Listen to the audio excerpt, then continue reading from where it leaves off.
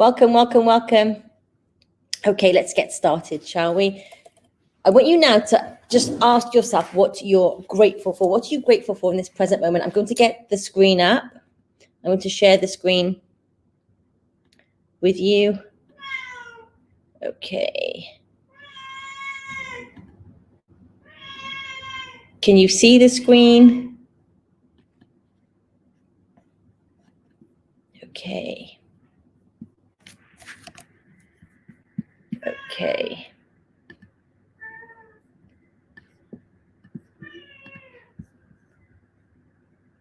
Okie dokie. Is everyone here?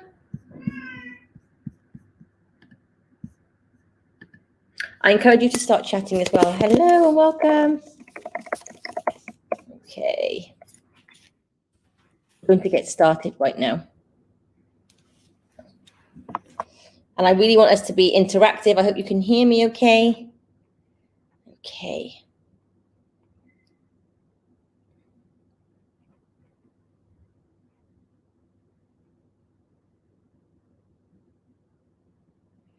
Okay, welcome.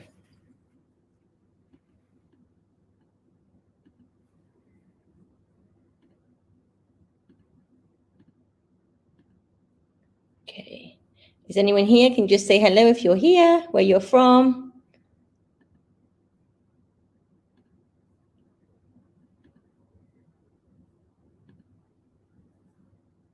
Okay. Okay, welcome. Hello. Let me just get my screen up. Okie dokie.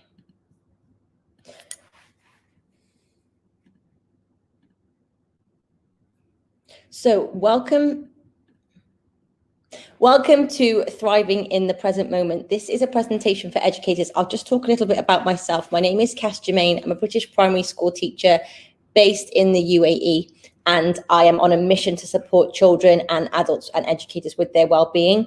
A bit of a background, this year during lockdown, I was faced with a new job. I was isolated on my own, teaching young children about their well-being and teaching online on Zoom, and it just got too much. I don't know about you, but it got too much for a lot of us. And I decided to train as a life coach and to support teachers and educators, particularly now at this time of year, because I know the emphasis has been on children and young people.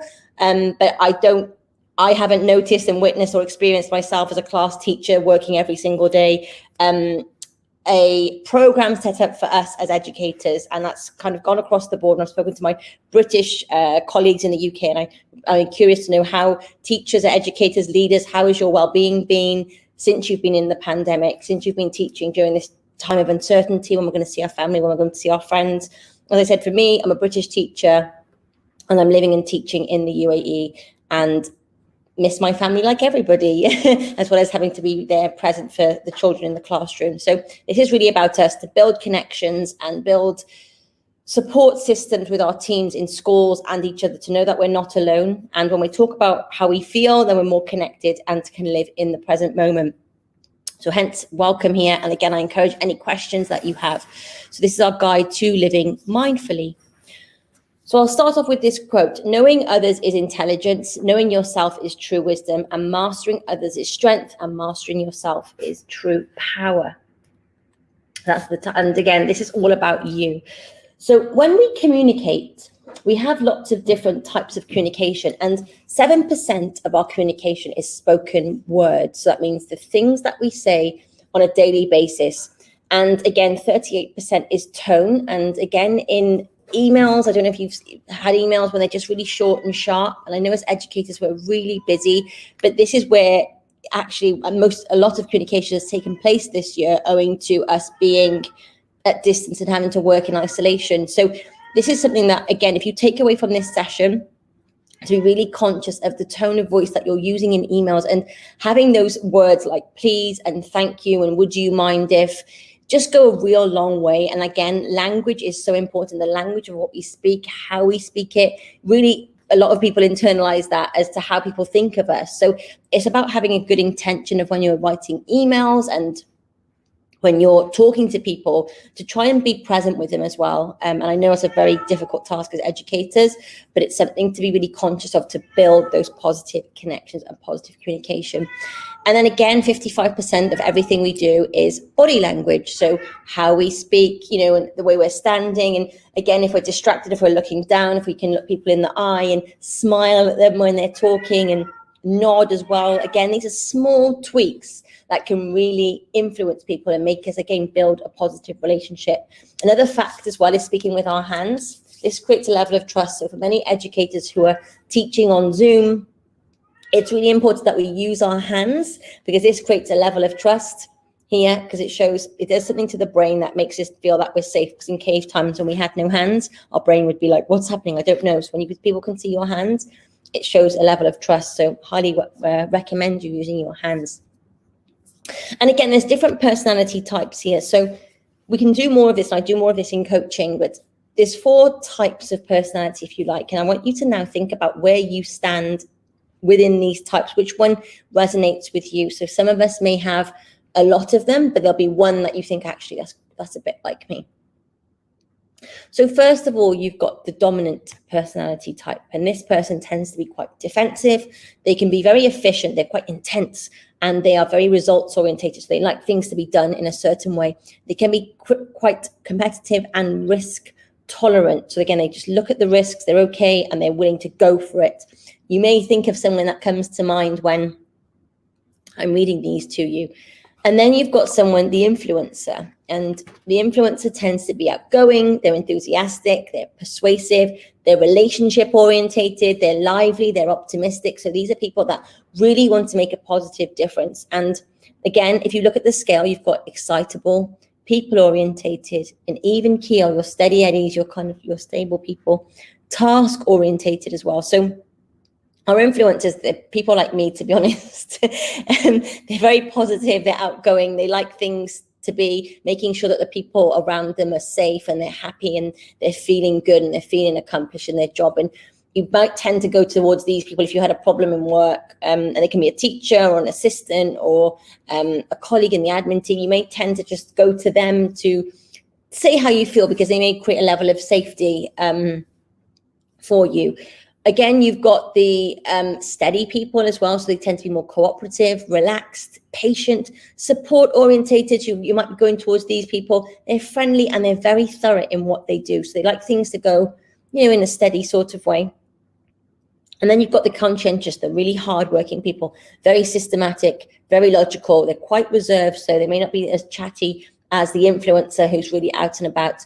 They're process orientated. They like to take their time. They're quite cautious and they're risk averse. These might be, and I think a lot of the time, a lot of teachers tend to come into this bit where they're so conscientious and hardworking, they're then afraid to make mistakes. So as leaders, it'd be our job to reassure them, to say it's okay to make a mistake. And if people do make a mistake, again, mistakes are, a part of the individual internal dialogue that we have.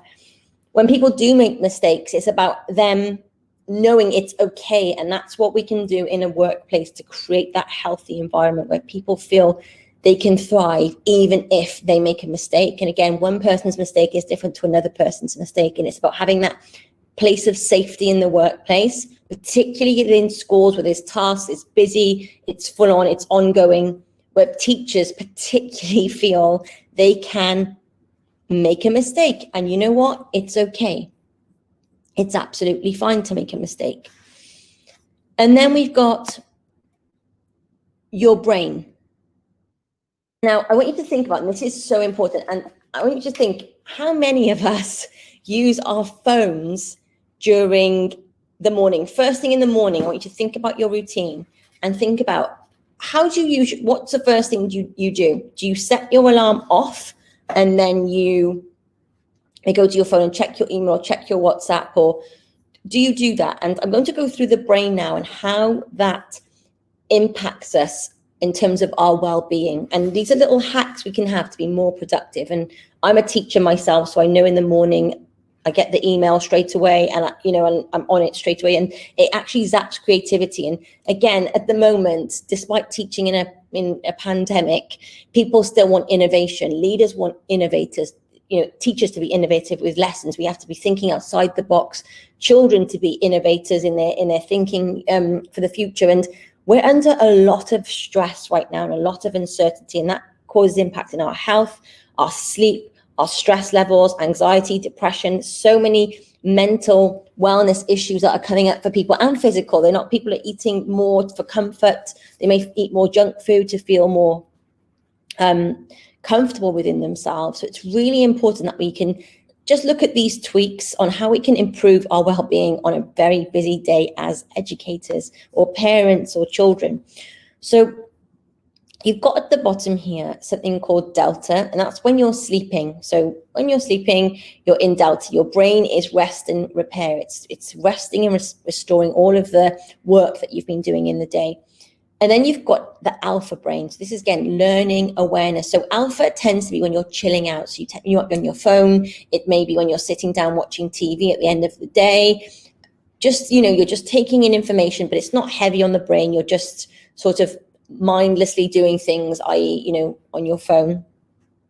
Theta, this is the star. This is the creative juice. This is innovation. We love this as educators. This is what we want for our children and even for ourselves. We want to be thinking about what our next steps are. So theta brain is where you get your creative ideas. Now, a lot of people get their creative ideas either in the shower in the morning, or when they are driving in the car, or when they're just on a walk where there's no distraction. And there's studies that have been done that when you're in theta, this is creativity.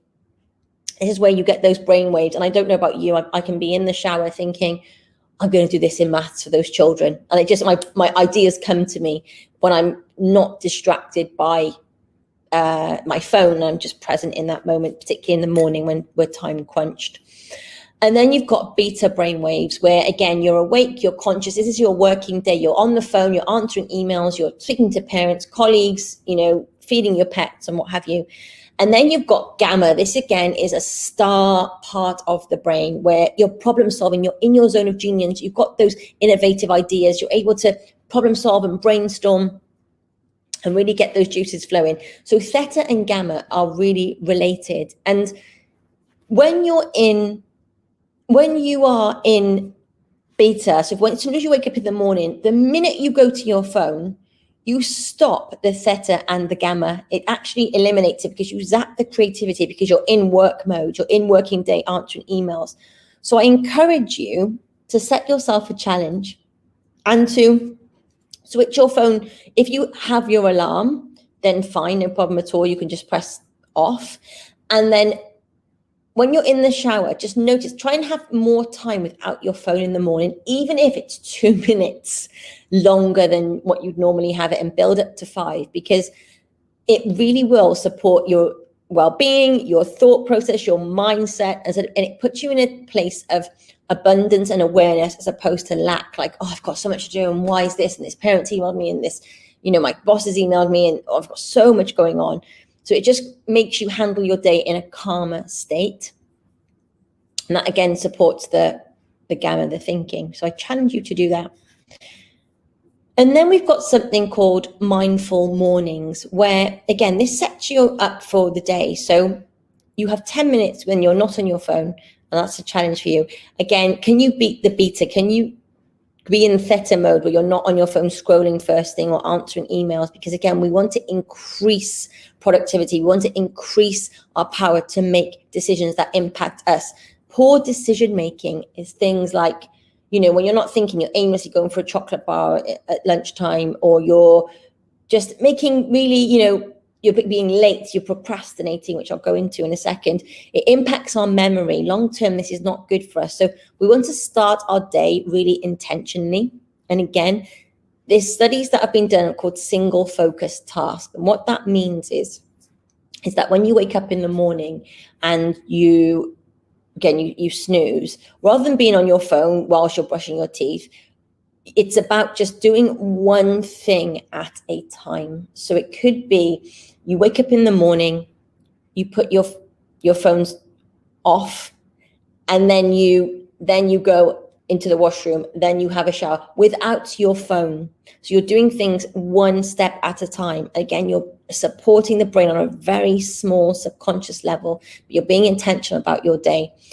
There's another thing here called the process of elimination. And what that is when you organize and prioritize your day. So it can be things like, what can you do of an evening? And I'll do a task with you in a second. What can you do in your evening to help you become more organized? So can you prepare your lunch? Can you prepare your clothes for the week? Could you allow yourself 10 minutes earlier to wake up so you're a bit more awake and you're not in a rush every day? Again, there's studies that have been done on gratitude, and I know this year we have had so many things against us. But when we come from a grateful heart and a grateful perspective, it changes your mindset into positive thoughts. Because I don't know about you, sometimes when you're at work and, you can have, there's a lot of stress and pressure, and that can create a negative mindset. Like, why me? Why is there so much? Why did the manager make this decision? Why are they making us do that? You come from a place of why, and it's not good for our well-being and our physical health, to be honest, as well as our mental health. So start your day, even what 3 things are you grateful for? And even now, you could let me know in the chat, what 3 things are you grateful for? I know for myself, I'm grateful for my job. I'm grateful to be in a country where there's weather. And yes, I haven't seen my family in a long time, which has its challenges, and I'm sure it does for you as well. But I'm grateful that I actually still have employment. I'm grateful that there's weather. I'm grateful there's a roof over my head. So that's what I'm grateful for. And again, I want you to set an intention. Again, an intention doesn't mean you're necessarily going to do it. But again, we're just fueling the positivity in our minds. So again, what's your intention for the day?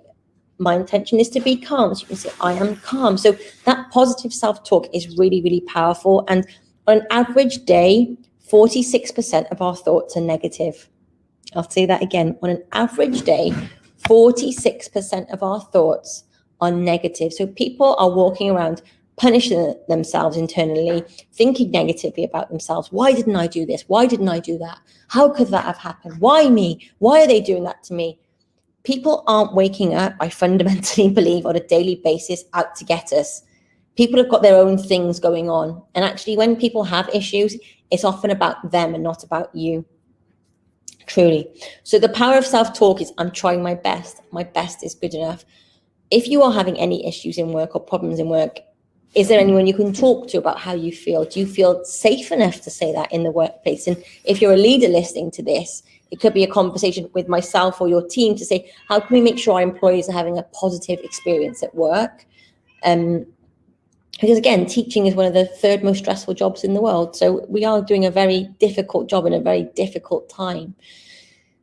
So right now, if you have a pen and piece of paper, and again, feel free to screenshot this screen and do this later on. You can do it with your partner, you can do it with your children, you can do it with your class. If you're a teacher, you can do it with your team. If you're in leadership, I want you to think about this. It's called winning your day. And again, being intentional about our morning can support our mindset and our well-being, and it allows us to be at our very best. So if you just saw just now, I set an intention. I said, I'm going to be calm. What intention do you wish for yourself for the day? So is it to be calm? Is it to be mindful? Is it to be positive?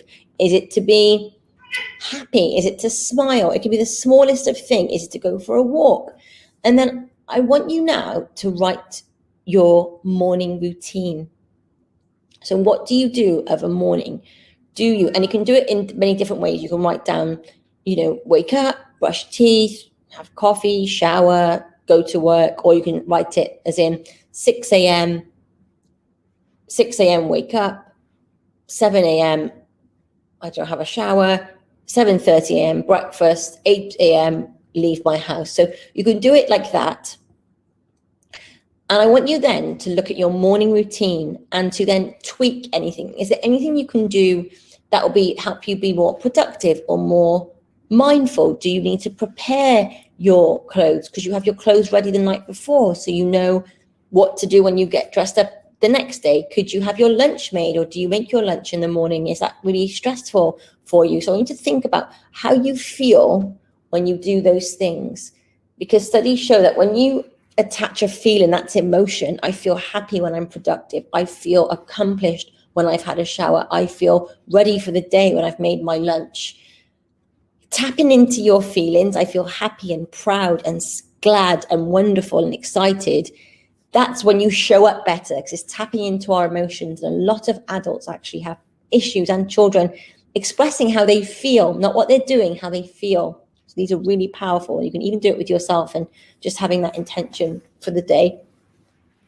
And then you've got the evening. So again, it's about looking at your evening routine and writing what you do in an evening. So again, it could be 5 p.m., get home, 6 p.m., make dinner, 7 p.m., chat to family, whatever it is you do. And then if there's anything there that you wish to tweak or change, and again, screenshot this slide if you need to. If there's anything there that you need to tweak or change, you can then start to make those amendments. So if you know 6 p.m., I sit down for an hour on my phone, could you set an alarm to say 6 till 6:30? I sit on my phone at 6:30, I'm going to wake up or go for a walk or have a shower to wake me up. And here's the thing as well with about energy, if you're into energy or, feeling good about yourself, it's really important. And the quickest way that you can transition and actually feel better is to shower.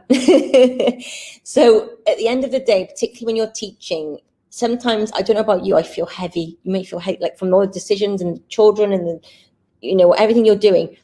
Please have a shower and then change your clothing. So you're in a different space, you're in a different energy. And I don't know about you, I notice sometimes if I come home from work and I sit down and do nothing, and I'm still in my work uniform, you just feel in work mode. You're tired, you're exhausted. And again, I'm an advocate of rest, absolutely. But if you want to just feel a bit more like you have an evening, then I recommend having a shower when you come in from work and changing your clothes if you're able. And then the final thing here is about what you're going to do tomorrow. So write a list of 3 things you need to do tomorrow. So it can be things you don't wake up in the morning, wake the children up, give them breakfast, or it can be things like answer email to parents, get ready myself, make lunch. Just so you brain dump essentially what you do. And studies show when you write things down, you're 47% more likely to get them done. So there's a method behind all of this. And I want to just talk now about procrastination and the reason why people procrastinate. So procrastination, believe it or not, is for people who are really high performers. It's actually often the teachers, the executives, the coaches, the doctors that tend to procrastinate because they're so focused on getting things done that they tend to shut down and think, it feels like a mountain to climb. And because that mountain is so big, it's like, I'm just so tired because I've just finished something else. I need to do this thing I need to complete. And again, particularly if it's done for yourself, if it's for you, you tend to take longer. So you've got a deadline and you have to do it for someone else. A lot of people will do it to please others because that builds connection as well. So it's often to do with being afraid of failure and you're avoiding, like I said, getting something done. So there's a risk with procrastination of actually having poor mental and physical health because a lot of people tend to sit down and just be on their phone when they procrastinate and they look at social media. And as a result, the longer you're on your phone, the longer you're on social media, you're more risk to headaches, insomnia, stress, which then impacts your day. You're more likely to eat more because you're tired, and the cycle just goes on and on and on. So the trick with procrastination is just to start it. And there's a life coach called Mel Robbins, and she says the 5, 4, 3, 2, 1 method.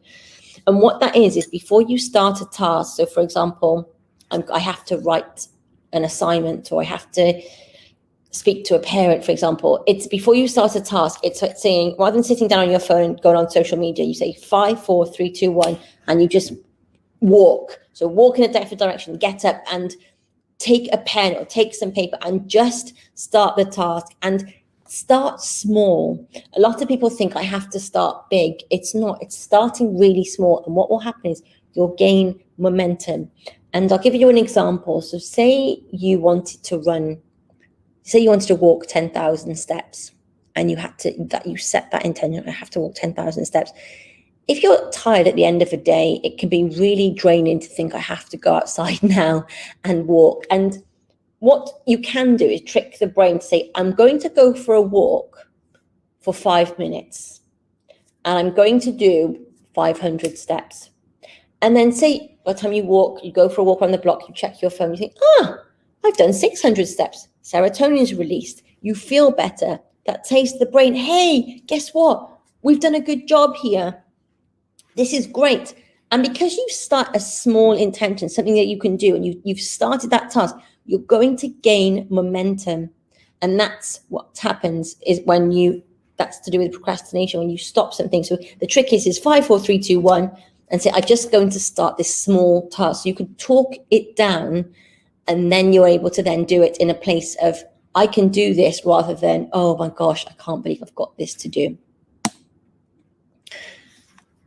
And I'm going to just stop this a second and ask if there's if anyone has any questions. Let me just come back to the screen. I'm going to ask if anyone has any questions right now on this event. We're still going okay? Everyone's okay? I can't speak Arabic, so I'm not sure what we're saying, but game-based learning, is that me? What's your opinion? Hi, okay, are you asking me what's your, oh no, that's not for me. Okay, if you have any questions, please feel free to ask. Again, I'm not an Arabic speaker, I'm an English speaker, so if you could do a Google Translate, that would be fantastic. I'm just going to come back to the screen, and I will show you now. Brilliant, this is so good. Thank you so much for being here. So let's carry on. So connection and meaning. Let's carry on. Connection and meaning. So connection and meaning, strong social connection leads to a 50% increased chance of longevity of living. So as humans, we're not designed to be alone. And there's a study that shows that they say you need 14 hugs a day for survival. So loneliness is actually one of the biggest issues in the UK, and particularly with elderly people. And so social connection strengthens our immune system. When you feel good and when you want to talk to someone, you say, hey, how are you? Or how's it going? Or someone does something for you, you think, wow, I'm valued, I'm seen, I'm heard. And that's the thing with children. That's how children feel loved, because we give them time and we give them energy and we give them attention. We smile and we nod and, we have hugs and things. But when you live alone, particularly if you're an educator, you live alone, you're working alone, it can be a very lonely experience. And I don't know about this year, particularly with our small children, often they're very tactile, they like to touch. We haven't been able to have that with them. So again, everyone is just physically isolated, and it can lead to a lot of problems in mental health. And I know as educators, we have one of the biggest tasks to manage the emotional wellness of children. And yet, how are we taking care of ourselves? It's a huge question that I often ask myself. Or how is it, school's job to take care of us? Is it our job? Is it a two-way street where we can feel like we can talk to our managers and talk to our colleagues at work about how we're feeling? Because again, when we release emotion, when we tell people how we feel and they hold space for us, that's connection right there to say, hey, guess what? You're not alone. You know what? I feel the same too. I am missing my family as well. And I'm sorry that you're having a hard time right now. So again, people who feel connected to others have lower rates of anxiety and depression. So even if you have one colleague in work that you feel you can talk to, just say, hey, even if it's small, like that maths lesson didn't go well, or, I'm just feeling I'm missing my family right now. And someone says, like, it's okay. And they don't talk about themselves. They just listen to that person. That there is gold, absolute gold. And that's what we want. We want people to feel comfortable to express themselves. And I know we're so busy as teachers and educators and leaders, but the definition of true care in the workplace, I think leaders, if you're listening to this, is to allow your colleagues, particularly teachers, to tell you, knock your door and say, hey, I'm having a tough time today, and them not feel judged, and you just praise them and say, you know what, you're doing an absolutely brilliant job. Thank you for telling me. Because I think particularly as expats, or when you live alone, or even teaching in general, we're so, I feel, good at being there for the children, we often neglect how we feel. We often neglect our emotions. We go home at the end of the day and we're absolutely drained and exhausted. And it's not because we don't like our job. It's not because we don't feel we're good enough at our job. It's just because we need an outlet to say how we feel. And I think if small schools did that for teachers, I think it would be a very different profession. And if you're a leader listening to this, I strongly encourage you to say to your teachers and your staff, please knock my door should you wish to share anything with me, be it good, bad.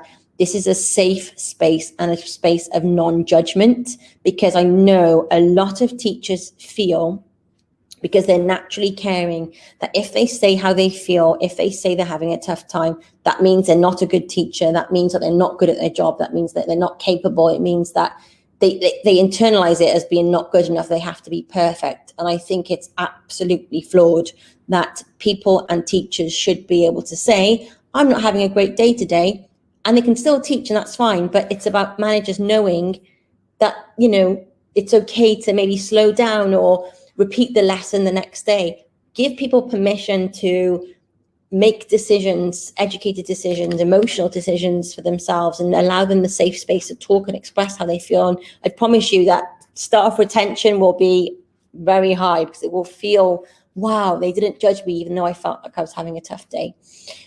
And it's just reassurance as well. And a quick thing as well is when people feel that they're having a difficult time, you can even say, if you're a leader, would you like me to listen or would you like me to respond? It gives people the opportunity to say, I just want you to listen, because that way then it takes the pressure off you as a leader to think, I need to think of a strategy. And it's not about that. It's just people feeling that they're heard. So again, I mean, ultimately, we want teachers in this profession. We really, really do. We need them now more than ever. So these are things here, finding purpose. And again, feel free to screenshot this. And if you, at the end of this session, you can email me and I'll send you the PDFs. This is called Finding Purpose. And this is about thinking about our passions. Again, if you're a member in leadership, you can do this with your leadership team. If you are in middle leadership, you can do it with the teaching staff. If you're a teacher, you can do it with other teachers, your partner, your family, the children in your classroom. This is for anyone and everybody. You can do it with children if you're a parent listening to this. So you've got here 4 boxes, and I'll go through each one. So you've got skills and no passion. You've got no skill and no passion. You've got skills and passion, and you've got no skill and passion. And I'll go through each of these right now. So skills and no passion, you feel free to write them down. And again, screenshot this if I'm going through it quickly. Skills and no passion. These are things that you like doing, but you're not like enjoying very much. So in a workspace, you can do one for work and one for pleasure, for fun. So skills and no passion. So this could be, I'm really good at writing emails. I'm really good at writing presentations. That's me. On a personal level, I can cook, but I don't love it. I can clean, but I don't love it. It's just I have to do it. And then you've got this bottom one here, no skill and no passion. And what that is things that I'm not good at and I have no passion about. So for me, in a professional way, it's data. I have no skill at it. I don't find I'm good at it as a teacher, and I don't enjoy doing it. I just do it because I have to do it. And that's fine. And then you've got here, and then no skill and no passion. Again, I'm not great in sports that were in the rain. So I'm not good at playing rugby, for example. I have no skill in it. I'm not great at rugby, and no passion because it's a winter sport. So I wouldn't put myself in that position. And then you've got skills and passion. And this is things this is what we call your star quality, things that you are excellent at, things that you really enjoy and you know that you're really good at. So for me, and this is an opportunity to just claim it, say it. I love speaking about well-being. I love teaching people how to be the best they can be. I love listening to people when they have a problem and we problem solving it together to get them to where they want to be, or helping someone support their dreams. That's what I love about coaching. And so I know I'm good at it. I know, and it's my passion. It fuels me so much. So how can I do that more in my life? Or how can I offer that more in school, for example? So again, I've been doing coaching sessions in school and coaching sessions with the teaching team and the admin team to make sure that they feel good. And again, we've had a chart and feedback, and teachers have felt, and admin team have felt Their well-being improved because they became aware of it when I held space and did these sessions in schools. So feel free to contact me should you want this for yourself. And again, we've got no skill and no passion. These are your hobbies. These are things that you just enjoy doing. Again, I'm not an Olympian by no means, but I love to run. I'm not an Olympian, but I love to swim. So these are things that make me smile, make me happy. Again, they say you should have different passions, one for creativity, one for your physical well-being, one for your physical and your mental well-being. So what makes you feel good inside? Is that journaling? One for your physical, is it running? One for your creativity, is it painting? So tap into those different creative outlets, and creativity is your zone of genius.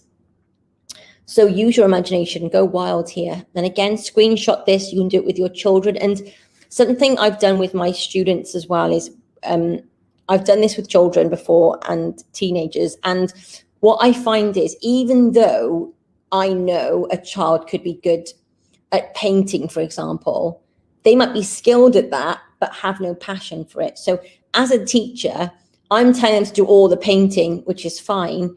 But if they're not enjoying it, would I be right in asking someone who has no skill in it, but a passion for it? So I'm fueling that. And that comes with motivation as well. And you can actually, as teachers or leaders, you can actually use this to know people's strengths, because often we give people tasks that they're good at, but if they're not passionate about it, where possible, we might be doing them a disservice. We might be actually decreasing their motivation, because people are motivated when they feel passionate about something. And, where we can instill these with our teams and our children is where we can really thrive and, again, create those meaningful relationships, because that's what we want. So with children, like I said, it can do it with your team, your partner, and if you know your partner enjoys cleaning and you enjoy cooking, could you then swap roles so you're both doing things you don't mind doing, as opposed to doing them because you feel you have to do them where possible? So I'm going to go on to this part here of self-care, and I will be ending the session in 20 minutes. Self-care means giving the world the best of yourself instead of what is left of you. And again, when we take care of ourselves, this, we're breaking from stress, we're improving our cognitive functions. It provides time to be alone with ourselves. And I want to ask you now, how comfortable are you being alone with yourself? Do you need people around you? Or have you been so alone this year that you actually don't enjoy it? And can you, do you find it difficult to be alone with yourself? Again, it gives you more time to allows you to give more to others. So when you take care of yourself, this is a good thing. And I know a lot of people, especially when I do coaching, they're like, if I am taking care of myself, then who's taking care of everybody else? And I'm not saying self-care is selfish, it's actually selfless, because when you feel good, you're able to be better for other people around you. And often the reason we're burnt out as teachers, parents, partners, we're giving so much to other people that there's nothing left for ourselves. And that's when you're burnt out, breakdowns, nervousness, anxiety, stress, and insomnia come in, because you are giving so much that there's nothing left. So I'm saying to you is, what are you doing to honor yourself? What one thing a day can you do for yourself? That could be listen to a podcast. That could be call a friend, message someone, dance to some music for 5 minutes, have a shower alone, something that you feel that is taking care of you. And we're going to now do something about self-care. And there are 4 types. There's many, many, many, but I've broken them down into 4. And there are 4 types of self-care. You've got your physical, which is your sleeping, stretching, walking, exercising, running. What are you doing to honor your physical self? You've got emotional, self-talk, your affirmation, compassion. How kind do you see yourself? Remember I said 46% of us on a daily basis speak negatively about ourselves. We have negative self-talk. Why did you do that? Oh, that traffic jam. What happened there? And again, social media, that can be absolutely draining when we're looking at other people's profiles. We're comparing our life to theirs. They've got it so much better than me. And remember, it's not real life. People show you their glory, not their story. Okay, so everyone, I truly think is going through something you know nothing about, said Gandhi. be kind always. We really should be kind to one another, and people are always doing their best they can in any situation given, particularly this year. I think people are functioning on high alert at all times. And then you have your personal self-care. So again, think of things like your hobbies. What things drive you? What things make you you? How are you being creative? What are your passions? When was the last time you laughed? And I mean laughed. Or do you live quite seriously and cautiously, and you're, looking around, checking, making sure everything's okay, which is fine. But what time are you allowing yourself to laugh? And then this is a big one. And I want you to think about this. How is your space? How is your environment around you? Particularly if you've been working from home, how are you taking care of the space around you? Do you let things pile up and get messy, and then you think, oh, I've got to do those dishes, or I've got to clean my house? What are you doing to look after your space? So do you need maybe to have some flowers in your space? Again, studies show that when you're around plants, it increases your well-being.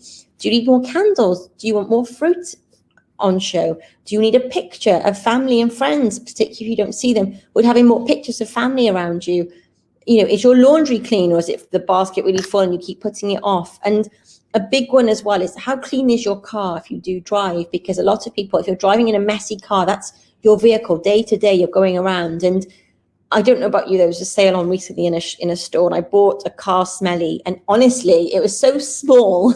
But I thought, oh, wow, look, it really made a difference to walk in and smell like a floral scent. And I thought, gosh, it does really make a difference, because you spend a third of your life in work, a third of your life driving. How clean is your car? How clean are your AirPods when you're listening, if you're walking and traveling? So making sure that when you feel cleaner, you look better, you're taking care of yourself. Even smallest of things, especially if you live alone. Are you moisturizing? Just giving yourself that touch that you feel, warm and compassion to yourself. So here, and again, feel free to take a screenshot. I have a weekly self-care planner, and this is something you have all of the days of the week. And you can either do it two ways, and do it with your children, do it with your partner, do it with your colleagues, do it with anybody. This is for everybody. What are you doing to take care of yourself? So on Sunday, you can either say, I'm going to go for a walk, or if you do this at Sunday evening, I went for a walk.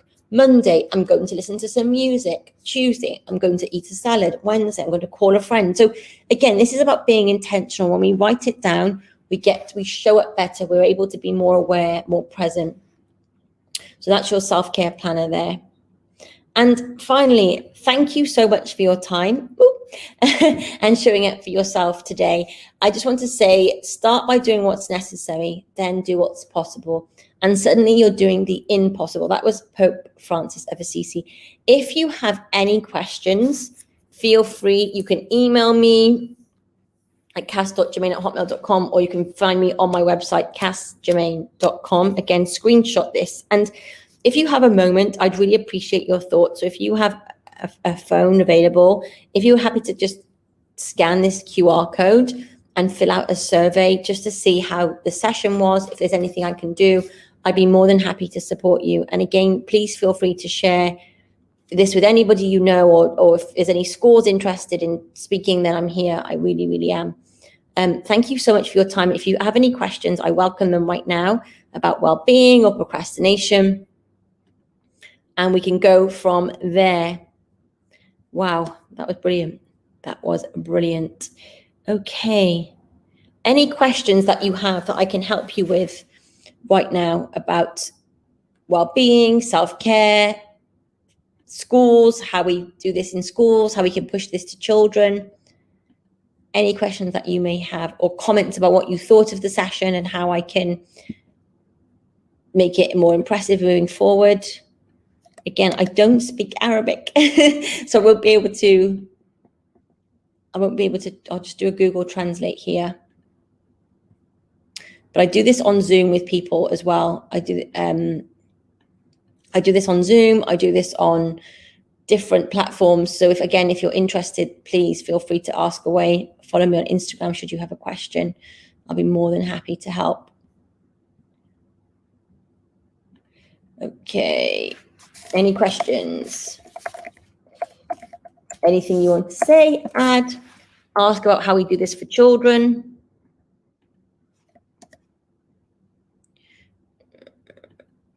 Yes, I do. Mohammed, yes, absolutely. If you're asking me. Oh, that's Talom. Okay. Wow. Okay. So if you're listening now, can you just answer the poll? And, oh, cool. Hello, welcome. Yes, how can we help students? Oh, okay. Okay, we're enjoying your session. Thank you so much, EduVation. Okay. Mesho, how can we help students love school? A great question. Are you a teacher? I'm just curious. Are you a teacher or are you a parent? I just had that chart up about the different passions and purpose. There's a couple of things, depends on the age of the child, right? So if you have really small children, you can reward them and ask them what they enjoyed about school or what they enjoyed about their day, and praise them, take interest in them. And there's a study that shows if you spend 1 minute a day with a child listening, or an adult even, without give an opinion or tell me about that or prying and probing, just literally listening. Tell me about the best subject you learned today in school. Who did you sit next to? What friend did you play with? Thank you so much, Mesho. And then praising children, so trying to be intentional. So have a conversation with them. So even if it's at snack time, and again, believe me, I teach small children, listen to them. Or if you teach older children, ask their opinion about current affairs. Ask them their opinion. What do you think about? How do you find, or if they talk about their weekends, they did, some sports, you could say something like, tell me more about the sport, what you play. And when they speak to you, make sure your face, again, we have a mask, right? But you can use your hands as gestures. Say, oh, wow, I didn't realize that. Or thank you for sharing that with me. So I didn't know that Messi scored a goal, for example. So just being really listening to what they say and then responding back to the language they use as well. So if they said, I had a really cool weekend, you say, what was cool about your weekend? So you're picking their language with that. And then do they have opportunities to be monitors? Do they feel part of the school? I'm sure you're a lovely teacher and we're all trying our best. But are there things that they get rewarded for or acknowledged for when they say something? Do they get an opportunity to be a monitor? So if they're, again, a small child, can they get out the pencils or something? If they're older, can they talk about a topic, if they're confident enough? And can they be praised for that and recognized for that? So again, children and humans just want to be heard and valued, right? I think that's the key. And again, if you deal with older children or even younger children, telling their parents, you could be like emailing the parents at the end of a day to say what went well, or even in front of the child. And again, we all do it. Oh my gosh, that's amazing. I love your picture that you drew of a castle or what have you. Does that help you, Mesho? Is there anything more specific that you'd like me to address? And again, if you have any more questions, feel free to ask away. I'm here for I have 10 minutes or a couple of minutes. Ask away. I hope that you're enjoying your holiday as well. There we go. Brilliant. I hope you're enjoying your holiday. Are you on vacation now in Egypt? I hope that you are and you're able to relax. It just takes a while, doesn't it, as teachers to finally enjoy being present and enjoy being off school, I guess. How are you relaxing? How do you intend to relax this vacation? What will you do for yourself when you're on vacation? Okay. Brilliant. Okay, I think that's it. If you've not got anything left, then no worries at all. Thank you so much for listening. If you have any questions, like I said, I'm here. You can follow me on Instagram. You have my details. I'll be happy to support or do this for your pupils or anything like that. But thank you so much. I really